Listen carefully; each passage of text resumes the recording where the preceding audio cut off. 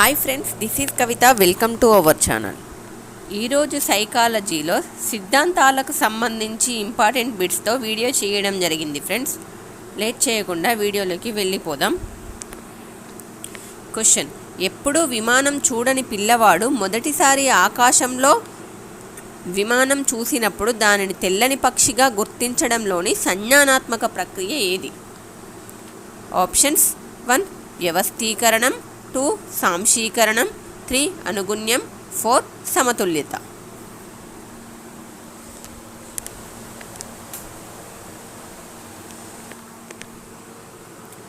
ఇక్కడ right answer ఏంటంటే option 2 సాంశీకరణం అనేది రైట్ ఆన్సర్. ఫస్ట్ మనము ఇక్కడ వ్యవస్థీకరణం, సాంశీకరణం, అనుగుణ్యం, సమతుల్యత అంటే ఏంటి అనేది ఒకసారి చెప్పుకుందాం. ఫస్ట్ మనము ఒక శిశువు మొదట పరిసరాలను తనకు అనుగుణంగా మార్చుకుంటే దానినే మనం అంటే తనకు నచ్చినట్టుగా తనకు అనుకూలంగా మార్చుకుంటే దానినే మనం ఇక్కడ సాంశీకరణం అని అంటాము. ఏంటి? ఒక శిశువు మొదట పరిసరాలను తనకు అనుగుణంగా మార్చుకుంటే దాన్నే మనం ఇక్కడ సాంశీకరణం అని అంటాము. నెక్స్ట్, ఒక శిశువు పరిసరాలకు అనుగుణంగా మార్పు చెందితే దాన్ని మనము అనుగుణ్యం అని అంటాము.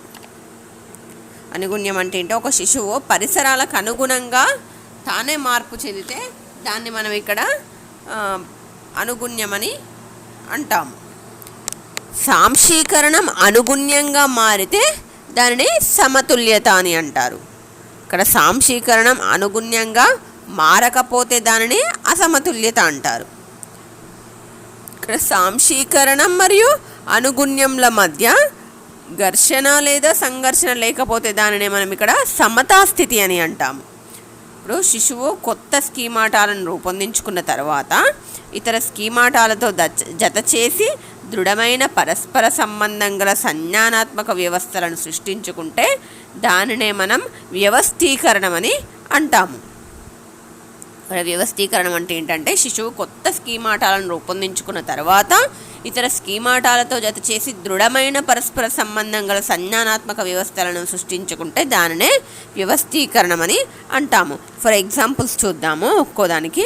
సాంశీకరణానికి ఎగ్జాంపుల్ ఏంటంటే, ఇప్పుడు ఒక చిన్న పిల్లాడు కుక్కను చూసిన బాలుడు గాడిదను చూసి దానికి కూడా 4 కాళ్ళే ఉన్నాయి కదా, అది కూడా కుక్కే అని పిలవడం, దాన్ని కూడా కుక్క అని పిలవడం అనేది ఇక్కడ సాంశీకరణం కిందకు వస్తుంది.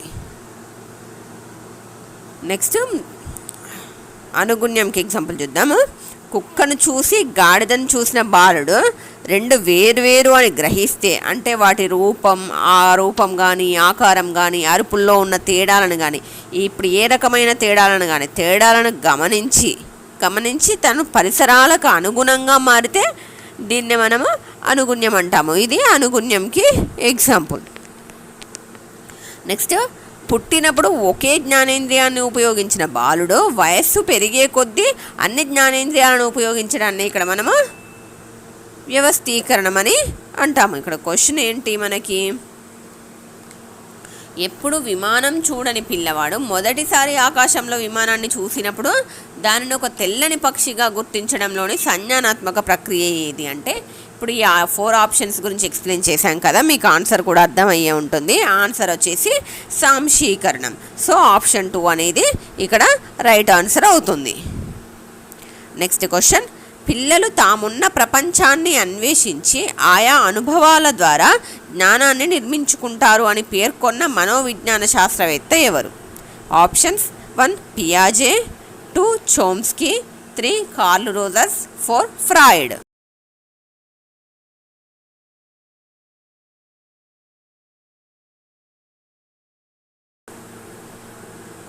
The right answer is option 1 పియాజే.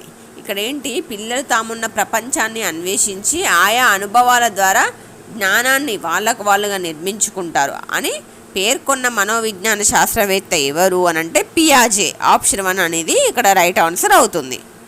Next question: పిల్లవాడు పరిసరాలతో సర్దుబాటు చేసుకోవడం అనే సంజ్ఞానాత్మక ప్రక్రియ ఏది? ఇందాక ఇవన్నీ ఎక్స్ప్లెయిన్ చేశాను కదా, మీకు ఆన్సర్ ఆల్రెడీ అర్థమై ఉంటుంది. ఆప్షన్స్ చూద్దాం. ఆప్షన్ 1 సాంశీకరణం, 2 వ్యవస్థీకరణం, 3 అనుగుణ్యం, 4 సమతుల్యత.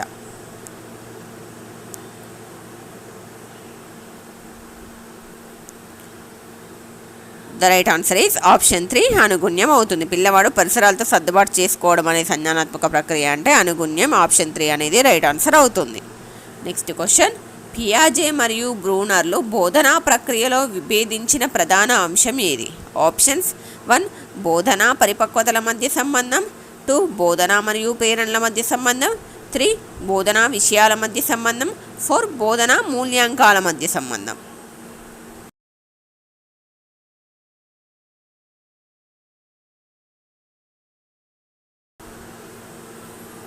The right answer is option 1 బోధన పరిపక్వతల మధ్య గల సంబంధం. క్వశ్చన్ ఏంటి? పియాజే మరియు బ్రూనర్లు బోధనా ప్రక్రియలో విభేదించిన ప్రధాన అంశం ఏది? అంటే బోధనా పరిపక్వతల మధ్య గల సంబంధాన్ని వీళ్ళు విభేదించారు. ఆప్షన్ 1 అనేది రైట్ ఆన్సర్ అవుతుంది.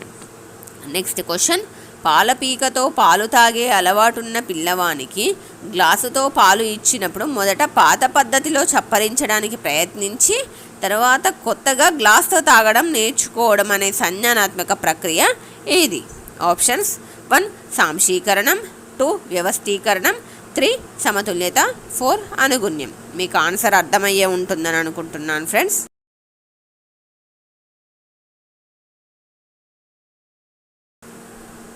The right answer is option 4 అనుగుణ్యం. ఇక్కడ ఏంటి? పాలపీకతో పాలు తాగే అలవాటున్న పిల్లవానికి గ్లాస్తో పాలు ఇచ్చినప్పుడు మొదట పాత పద్ధతిలో చప్పరించడానికి ప్రయత్నించి తర్వాత కొత్తగా గ్లాస్తో తాగడం నేర్చుకుంటున్నాడు, అలవాటు పడుతున్నాడు.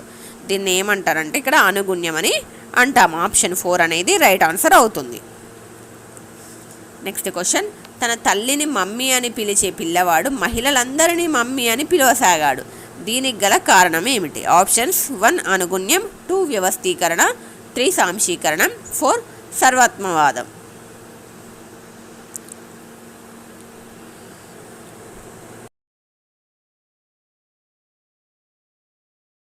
The right answer is option 3 సాంశీకరణం.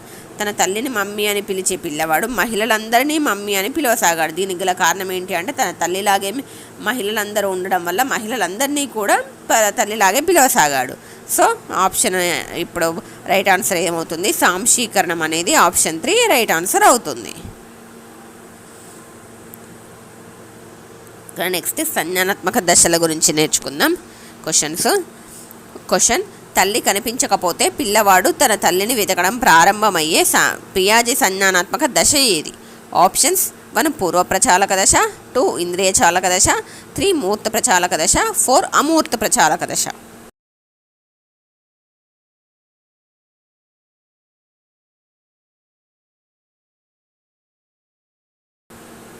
The right answer is option 2 ఇంద్రియ చాలక దశ అనేది రైట్ ఆన్సర్ అవుతుంది. ఇప్పుడు క్వశ్చన్ ఏంటి? తల్లి కనిపించకపోతే పిల్లవాడు తన తల్లిని వెతకడం ప్రారంభమయ్యే పియాజే సంజ్ఞానాత్మక దశ ఏది అంటే ఇంద్రియ చాలక దశ అనేది రైట్ ఆన్సర్ అవుతుంది. ఆప్షన్ 2 ఈజ్ రైట్ ఆన్సర్ అవుతుంది.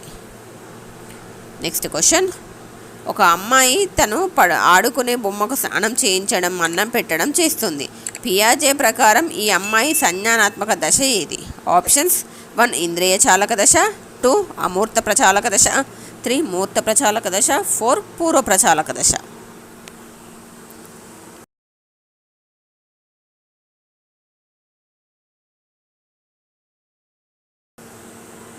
The right answer is option 4 పూర్వ ప్రచాలక దశ. ఇక్కడ క్వశ్చన్ ఏంటి? ఒక అమ్మాయి తన ఆడుకునే బొమ్మకు స్నానం చేయించడం, అన్నం పెట్టడం లాంటివి చేస్తుంది. పియాజే ప్రకారం ఈ అమ్మాయి ఏ దశకు చెందుతుంది అని అంటే పూర్వ ప్రచాలక దశకు చెందుతుంది. నెక్స్ట్ క్వశ్చన్, పూర్వ భావనాత్మక అంతర్బుద్ధి దశలను కలిగిన సంజ్ఞానాత్మక దశ ఏది? ఆప్షన్స్ 1 పూర్వ ప్రచాలక దశ, 2 ఇంద్రియ చాలక దశ, 3 అమూర్త ప్రచాలక దశ, 4 మూర్త ప్రచాలక దశ.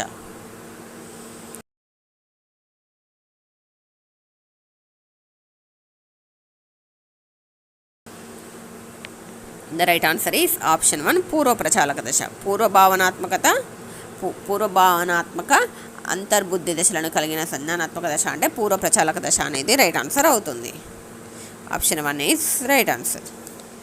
నెక్స్ట్ క్వశ్చన్, చిలుక ఎగురుతుంది, కాకి ఎగురుతుంది, పావురం కూడా ఎగురుతుంది, కావున రెక్కలున్న పక్షులన్నీ ఎగురుతాయనే వాక్యంను సూచించేది ఏది?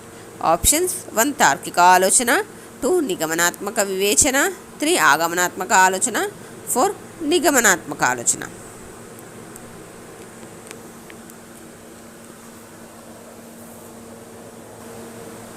ఇక్కడ ఆప్షన్ 3 ఆగమనాత్మక ఆలోచన అనేది రైట్ ఆన్సర్ అవుతుంది. ఒకసారి వీటి గురించి క్లియర్గా చూద్దాం మనం. ఇక్కడ ఏంటి, ఆగమన మరియు నిగమనాత్మక ఆలోచనలకి ఎగ్జాంపుల్ చూద్దాము. ఒక పిల్లవాడు స్కూల్లో అసెంబ్లీలో ఏంటి ప్రధానోపాధ్యాయుడు ఏం చెప్తున్నాడు, 1st and 4th క్లాసెస్ పిల్లలకి మాత్రమే రేపు హాలిడే అని ప్రకటించాడు. అప్పుడు 3వ తరగతి పిల్లవాడు ఏమనుకుంటాడు, హాలిడే అని అర్థం చేసుకొని అంటే ఇప్పుడు నాకు కూడా హాలిడే, రేపు నేను స్కూల్కి వెళ్ళాల్సిన అవసరం లేదు అని అర్థం చేసుకుని దీన్నే మనము ఇక్కడ నిగమనాత్మక ఆలోచన అని అంటాము. నెక్స్ట్ చూద్దాము. ఇప్పుడు ఒక అసెంబ్లీలో ప్రధానోపాధ్యాయుడు ఏం చెప్తున్నాడంటే 1, 2, 3, 4 తరగతులకు హాలిడేస్ ఇస్తే అప్పుడు శిశువు ఏమని అర్థం చేసుకుంటాడు అంటే ఇక్కడ ప్రధానోపాధ్యాయుడు క్లియర్గా ఎక్స్ప్లెయిన్ చేస్తున్నాడు. 1వ తరగతి వాళ్ళకి, 2వ తరగతి వాళ్ళకి, 3వ తరగతి వాళ్ళకి, 4వ తరగతి వాళ్ళకి హాలిడే అని ప్రకటిస్తే అప్పుడు శిశువు అర్థం చేసుకునే దాన్ని ఏమంటారు, ఇక్కడ ఆగమనాత్మక ఆలోచన అంటారు. ఎగ్జాంపుల్ 1 to 4 వరకు హాలిడే అని ప్రకటిస్తే అది నిగమనాత్మక ఆలోచన అవుతుంది. మనకి 1, 2, 3, 4 అని క్లియర్గా ఎక్స్ప్లెయిన్ చేస్తూ ఆలోచిస్తే అర్థం చేసుకోవడం అనేది ఇక్కడ ఆగమనాత్మక ఆలోచన అనేది అవుతుంది. ఇక్కడ మనము తార్కిక ఆలోచన గురించి చూద్దాము.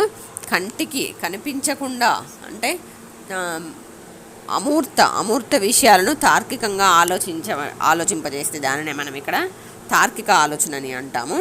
నిగమనాత్మక వివేచన అంటే ఇది చాలా హై లెవెల్లో ఉంటుంది.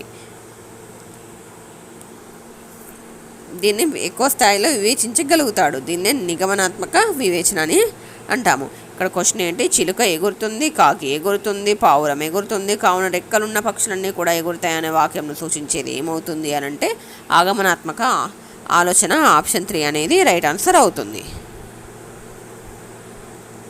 నెక్స్ట్ క్వశ్చన్, రెక్కలున్న పక్షులు ఎగురుతాయి కావున చిలుక, కాకి, పావురం వంటివి పక్షులు కావున అవి కూడా ఎగురుతాయి అనే వాక్యంను సూచించేది ఏది అని అంటే ఆప్షన్స్ ఆగమనాత్మక ఆలోచన, 2 నిగమనాత్మక వివేచన, 3 ఆగమనాత్మక వివేచన, 4 ఊహా ఆలోచన.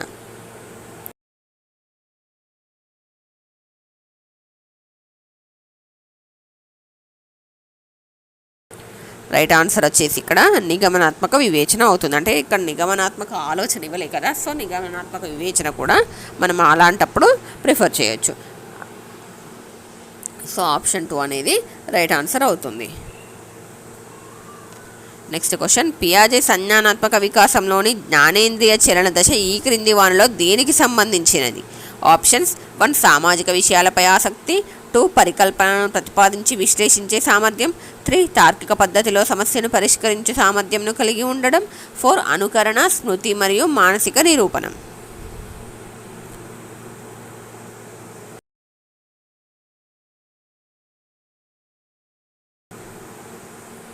ఇక్కడ రైట్ ఆన్సర్ వచ్చేసి ఆప్షన్ 4 అనుకరణ, స్మృతి మరియు మానసిక నిరూపణం.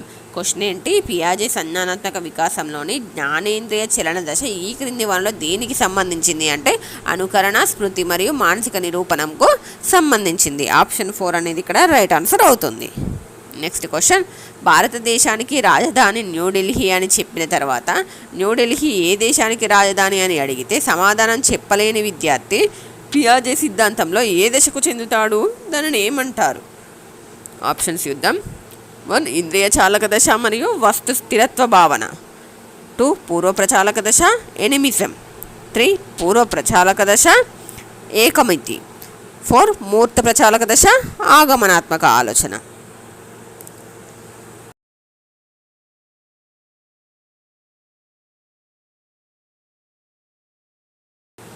ఇక్కడ ఆన్సర్ వచ్చేసి ఆప్షన్ 3 పూర్వ ప్రచాలక దశ ఏకమితి భావన అవుతుంది.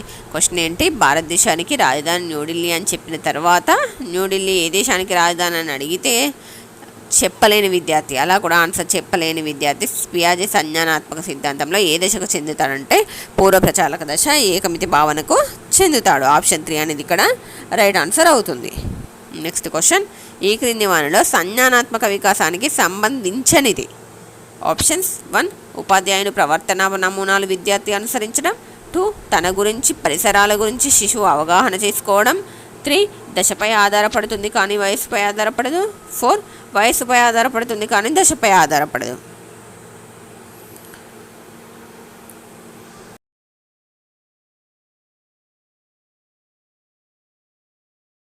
ఇక్కడ రైట్ ఆన్సర్ వచ్చేసి ఆప్షన్ 4 వయస్సుపై ఆధారపడుతుంది కానీ దశపై ఆధారపడదు. ఇక్కడ ఏంటి, క్రింది వాటిలో సంజ్ఞానాత్మక వికాసానికి సంబంధించనిది ఏది? మిగతా అన్ని సంజ్ఞానాత్మక వికాసానికి సంబంధించినవి. ఏంటివి? ఉపాధ్యాయుని ప్రవర్తన నమూనాలు విద్యార్థి అనుసరించడం సంజ్ఞానాత్మక వికాసానికి సంబంధించింది. తన గురించి పరిసరాల గురించి శిశువు అవగాహన చేసుకోవడం కూడా సంజ్ఞానాత్మక వికాసమే. దశపై ఆధారపడుతుంది కానీ వయసుపై ఆధారపడదు అనేది కూడా సంజ్ఞానాత్మక వికాసానికి సంబంధించింది. ఇక్కడ సంబంధించినది అంటే వయసుపై ఆధారపడుతుంది కానీ దశపై ఆధారపడదు. ఆప్షన్ 4 అనేది రైట్ ఆన్సర్ అవుతుంది. నెక్స్ట్ క్వశ్చన్, ఒకే ఆకారం పరిమాణం ఉన్న 2 మట్టి గోళాలను తీసుకొని వాటిలో ఒకదాని ఆకారాన్ని మార్చినప్పుడు దానిని తిరిగి మొదటి ఆకారంలోకి మార్చగలమని భావించలేని శిశువులో లోపించిన భావనా లోపం ఏది? ఆప్షన్స్ 1 అహంకేంద్రవాదం, 2 పదిలపరుచుకునే భావనా లోపం, 3 అవిపర్యాత్మక భావనా లోపం, 4 సర్వాత్మవాదం.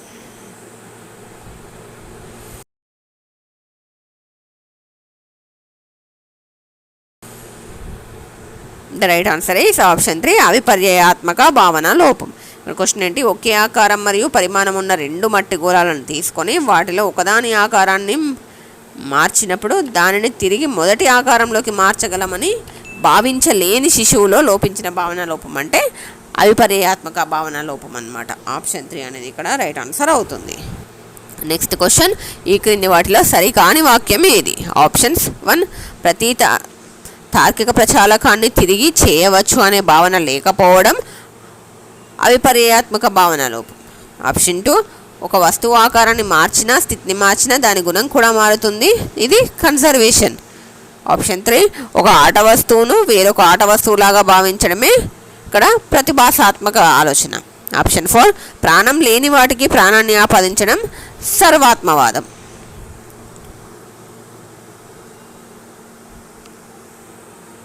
Right answer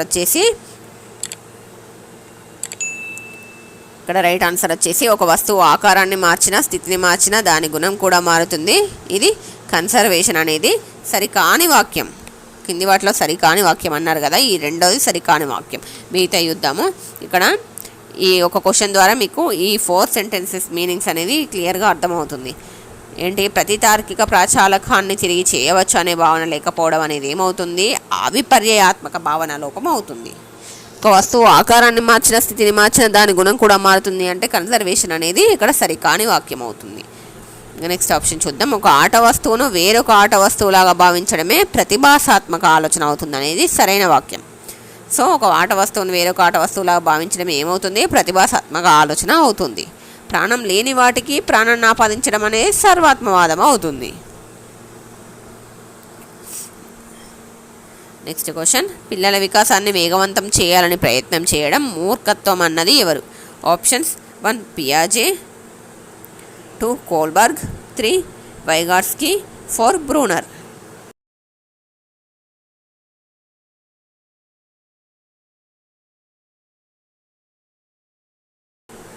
the right answer is option 1 పియాజే. పిల్లల వికాసాన్ని వేగవంతం చేయాలని ప్రయత్నం చేయడం మూర్ఖత్వం అన్నది ఎవరు అని అంటే పియాజే. ఆప్షన్ 1 అనేది ఇక్కడ రైట్ ఆన్సర్ అవుతుంది. నెక్స్ట్ క్వశ్చన్, పిల్లలను తమ సమవయస్కుల నిష్పాదనతో పోల్చకుండా వారి పూర్వ సాధనను ప్రస్తుత సాధనతో పోల్చాలి అని చెప్పినది ఎవరు? Options 1 వైగాట్స్కీ, 2 Bruner, 3 పియాజే, 4 Kohlberg.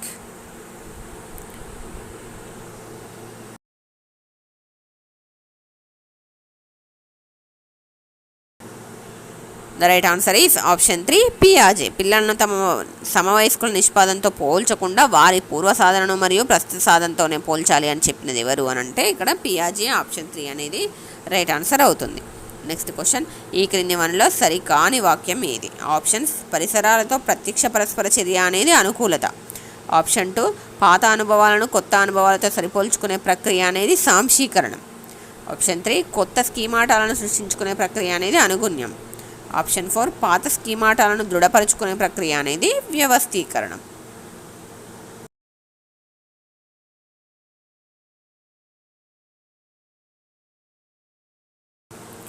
ఇక్కడ రైట్ ఆన్సర్ వచ్చేసి ఆప్షన్ 4 పాత స్కీమాటాలను దృఢపరచుకునే ప్రక్రియ అనేది వ్యవస్థీకరణం అనేది తప్పు. ఇక్కడ ఏంటి క్వశ్చన్, సరి కాని వాక్యం అన్నారు, మిగతా అన్ని సరైన వాక్యాలు. చూడండి, పరిసరాలతో ప్రత్యక్ష పరస్పర చర్య అనేది అనుకూలత, ఇది సరైన వాక్యమే.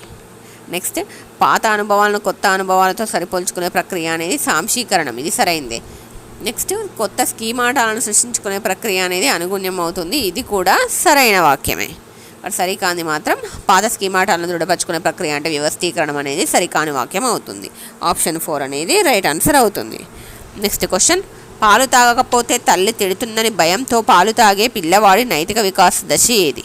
ఆప్షన్స్ 1 1వ దశ పూర్వ సాంప్రదాయ స్థాయి, ఆప్షన్ 2 2వ దశ పూర్వ సాంప్రదాయ స్థాయి, ఆప్షన్ 3 3వ దశ సంప్రదాయ స్థాయి, ఆప్షన్ 4 4వ దశ సాంప్రదాయ స్థాయి.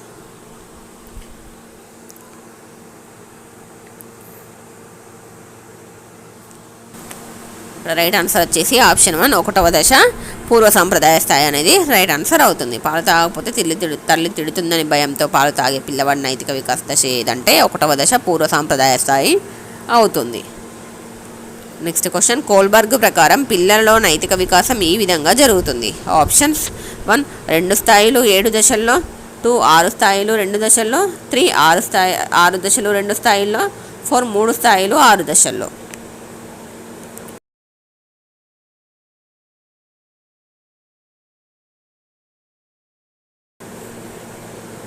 రైట్ ఆన్సర్ వచ్చేసి ఆప్షన్ 4 3 స్థాయిలు మరియు 6 దశల్లో జరుగుతుంది. కోల్బర్గ్ ప్రకారం పిల్లలలో నైతిక వికాసం ఏ విధంగా జరుగుతుంది అని అంటే 3 స్థాయిలు మరియు 6 దశల్లో జరుగుతుంది. ఆప్షన్ 4 అనేది ఇక్కడ రైట్ ఆన్సర్ అవుతుంది.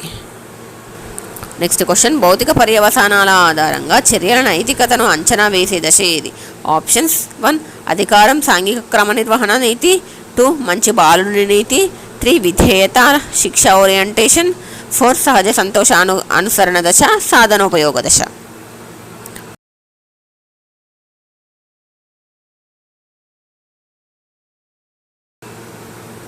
రైట్ ఆన్సర్ వచ్చేసి ఆప్షన్ 3 విధేయత శిక్ష ఓరియంటేషన్ అనేది ఇక్కడ రైట్ ఆన్సర్. భౌతిక పర్యవసానాల ఆధారంగా చర్యల నైతికతను అంచనా వేసే దశ ఏది అంటే విధేయత శిక్ష ఓరియంటేషన్ అనేది అంచనా వేసే దశ అన్నమాట. ఆప్షన్ 3 అనేది రైట్ ఆన్సర్ అవుతుంది. నెక్స్ట్ క్వశ్చన్, కోల్బర్గ్ ప్రకారం పిల్లలు తల్లిదండ్రుల నుండి శిక్షను తప్పించుకోవడానికి విధేయత పాటించే దశ ఈ స్థాయిలో కనబడుతుంది. ఆప్షన్స్ 1 పూర్వ సాంప్రదాయ నైతికత స్థాయి, 2 సాంప్రదాయ నైతికత స్థాయి, 3 సాంప్రదాయేతర నైతికత స్థాయి, 4 ఉత్తర సాంప్రదాయ నైతికత స్థాయి.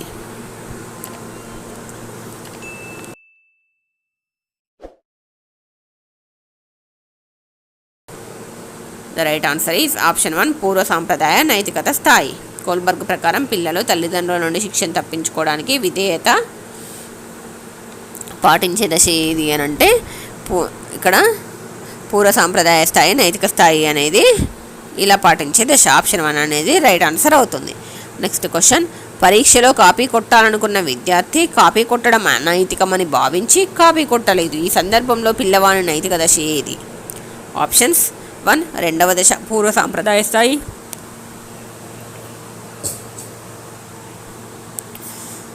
2 1వ దశ పూర్వ సాంప్రదాయ స్థాయి, 3 5వ దశ ఉత్తర సాంప్రదాయ స్థాయి, 4 4వ దశ సాంప్రదాయ స్థాయి.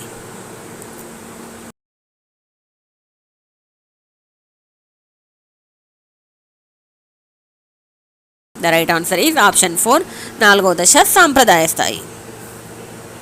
ఇక్కడ క్వశ్చన్ ఏంటి, పరీక్షలో కాపీ కొట్టాలనుకున్న విద్యార్థి కాపీ కొట్టడం అనైతికమని భావించి కాపీ కొట్టడం ఆపేశాడు, ఈ సందర్భంలో పిల్లవాడి నైతిక దశ ఏది అంటే 4వ దశ సాంప్రదాయ స్థాయి అనేది రైట్ ఆన్సర్ అవుతుంది. నెక్స్ట్ క్వశ్చన్, నీ బొమ్మ నాకు ఇస్తే నిన్ను కూడా నా ఆటలో చేర్చుకుంటాననే అమ్మాయి నైతిక దశ ఏది? ఆప్షన్స్ 1 విధేయత శిక్ష ఓరియంటేషన్, 2 సహజ సంతోషానుసరణ దశ సాధనోపయోగ దశ, 3 మంచి బాలుని నీతి, 4 అధికారం సాంఘిక క్రమ నిర్వహణ నీతి.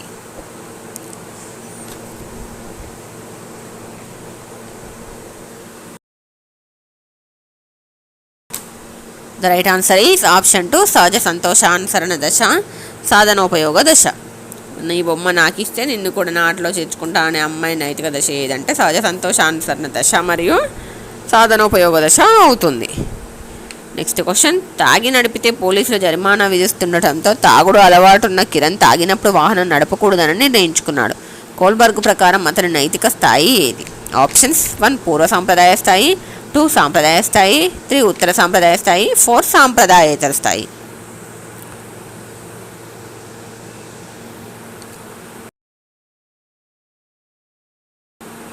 The right answer is option 2 సాంప్రదాయ స్థాయి. తాగి నడిపితే పోలీసు జరిమానా విధిస్తున్నారని తెలిసి తాగుడు అలవాటు ఉన్న కిరణ్ తాగినప్పుడు వాహనం నడపకూడదని నిర్ణయించుకున్నాడు. కోల్బర్గ్ ప్రకారం ఇతను ఏ స్థాయికి చెందుతాడంటే సాంప్రదాయ స్థాయికి చెందుతాడు. నెక్స్ట్ క్వశ్చన్, స్వయం అంగీకార సూత్ర నైతికతగా కోల్బర్గ్ పేర్కొన్న నైతిక స్థాయి ఏది? ఆప్షన్స్ 1 పూర్వ సాంప్రదాయ నైతికత, 2 సాంప్రదాయ నైతికత, 3 ఉత్తర సాంప్రదాయ నైతికత, 4 మంచి బాలుని నైతికత.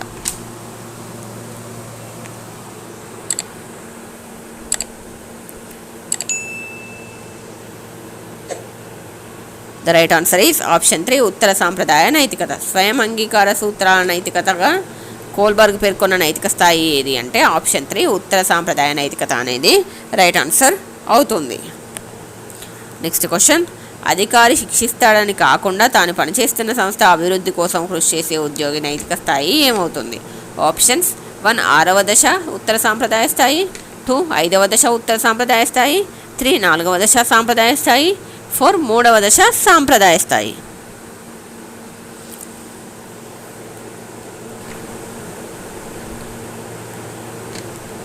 The right answer is option 1 6వ దశ ఉత్తర సాంప్రదాయ స్థాయి. అధికారి శిక్షిస్తాడని కాకుండా తాను పనిచేస్తున్న సంస్థ అభివృద్ధి కోసం కృషి చేసే ఉద్యోగి నైతిక స్థాయి ఏది అంటే 6వ దశ ఉత్తర సాంప్రదాయ స్థాయి అవుతుంది. సో ఆప్షన్ 1 అనేది రైట్ ఆన్సర్ అవుతుంది. నెక్స్ట్ క్వశ్చన్, పూర్వ సాంప్రదాయ స్థాయి 2వ దశలో ఉన్న పిల్లల లక్షణం ఏది? ఆప్షన్స్ 1 సమాజం నుండి నిందను తప్పించుకోవడానికి సమాజ నియమాలు పాటిస్తారు, 2 బహుమానాలు పొందాలనే లక్ష్యంతో ప్రవర్తిస్తారు, 3 పెద్ద నుండి శిక్షణ తప్పించుకోవడానికి ప్రయత్నిస్తారు, 4 ఇతరుల సమ్మతికి ఎక్కువ ప్రాధాన్యతను ఇస్తారు.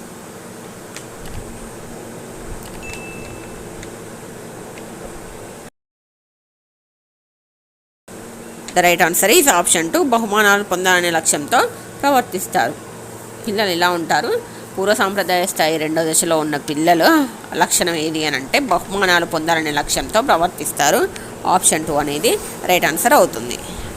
నెక్స్ట్ క్వశ్చన్, ఉపాధ్యాయునితో మంచి పిల్లవాడు అనిపించుకోవడానికి ఉపాధ్యాయుడు చెప్పినట్లు చేసే పిల్లవాని నైతిక దశ ఏది?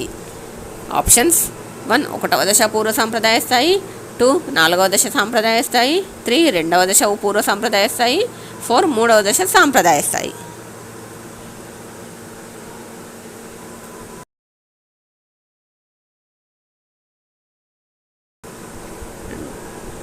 The right answer is option 4 3వ దశ సాంప్రదాయ స్థాయి. ఉపాధ్యాయునితో మంచి పిల్లవాడు అనిపించుకోవడానికి ఉపాధ్యాయుడు చెప్పినట్లు చేసే పిల్లవాడి నైతిక దశ ఏది అని అంటే 3వ దశ సాంప్రదాయ స్థాయి అనేది రైట్ ఆన్సర్ అవుతుంది.